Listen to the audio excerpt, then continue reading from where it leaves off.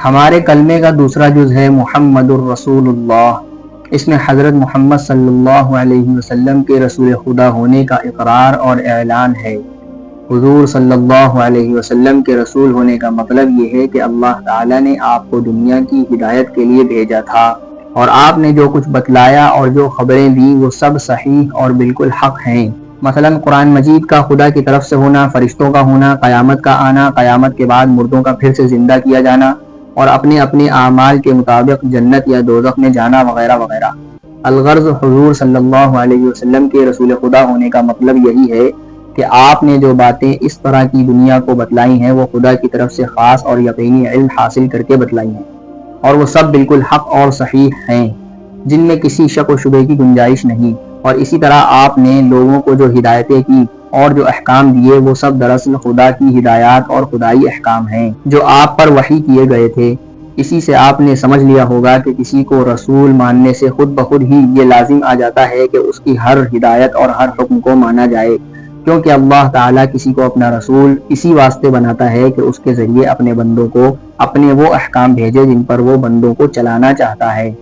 قرآن شریف میں فرمایا گیا ہے وَمَا أَرْسَلْنَا مِن رَّسُولٍ إِلَّا لِيُطَاعَ بِإِذْنِ اللَّهِ، اور ہم نے ہر رسول کو اسی لیے بھیجا کہ ہمارے فرمان سے اس کی اطاعت کی جائے، یعنی اس کے حکموں کو مانا جائے۔ الغرض رسول پر ایمان لانے اور اس کو رسول ماننے کا مقصد و مطلب ہی یہ ہوتا ہے کہ اس کی ہر بات کو بالکل حق مانا جائے، اور اس کی تعلیم و ہدایت کو خدا کی تعلیم و ہدایت سمجھا جائے، اور اس کے حکموں پر چلنے کا فیصلہ کر لیا جائے۔ بس اگر کوئی شخص کلمہ تو پڑھتا ہو مگر اپنے متعلق اس نے یہ طے نہ کیا ہو کہ میں حضور صلی اللہ علیہ وسلم کی بتلائی ہوئی ہر بات کو بالکل حق اور اس کے خلاف تمام باتوں کو غلط جانوں گا اور ان کی شریعت اور ان کے حکموں پر چلوں گا، تو وہ آدمی دراصل مومن اور مسلمان ہی نہیں ہے، اور شاید اس نے مسلمان ہونے کا مطلب ہی نہیں سمجھا ہے۔ کھلی ہوئی بات ہے کہ جب ہم نے کلمہ پڑھ کر حضور صلی اللہ علیہ وسلم کو خدا کا برحق رسول مان لیا تو ہمارے لیے ضروری ہو گیا کہ ان کے حکموں پر چلیں اور ان کی سب باتیں مانیں اور ان کی لائی ہوئی شریعت پر پورا عمل کریں۔ کلمہ شریف دراصل ایک عہد اور اقرار ہے۔ کلمہ شریف کے دونوں جز لا الہ الا اللہ محمد الرسول اللہ کے مطلب کی جو تشریح اور وضاحت اوپر کی گئی ہے اس سے آپ نے سمجھ لیا ہوگا کہ یہ کلمہ دراصل ایک اقرار نامہ اور عہد نامہ ہے، اس بات کا کہ میں صرف اللہ تعالیٰ کو خدائے برحق اور معبود و مالک مانتا ہوں، اور دنیا و آخرت کی ہر چیز کو صرف اسی کے قبضہ و اختیار میں سمجھتا ہوں، لہذا میں اس کی اور صرف اسی کی عبادت اور بندگی کروں گا، اور بندے کو جس طرح اپنے مولا اور آقا کے حکموں پر چلنا چاہیے اسی طرح میں اس کے حکموں پر چلوں گا، اور ہر چیز سے زیادہ میں اس سے محبت اور تعلق رکھوں گا، اور حضرت محمد صلی اللہ علیہ وسلم کو میں خدا کا برحق رسول تسلیم کرتا ہوں۔ اب میں ایک امتی کی طرح ان کی اطاعت اور پیروی کروں گا اور ان کی لائی ہوئی شریعت پر عمل کرتا رہوں گا۔ دراصل اسی عہد و اقرار کا نام ایمان ہے، اور توحید و رسالت کی شہادت دینے کا بھی یہی مقصد اور مطلب ہے۔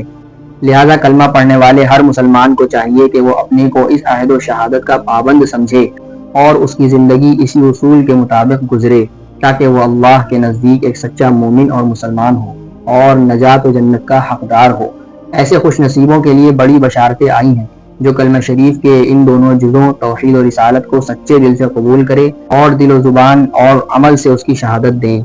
حضرت انس رضی اللہ عنہ سے روایت ہے کہ رسول اللہ صلی اللہ علیہ وسلم نے حضرت معاذ رضی اللہ عنہ سے فرمایا، جو کوئی سچے دل سے لا الہ الا اللہ محمد الرسول اللہ کی شہادت دے تو اللہ تعالیٰ نے دوزخ کی آگ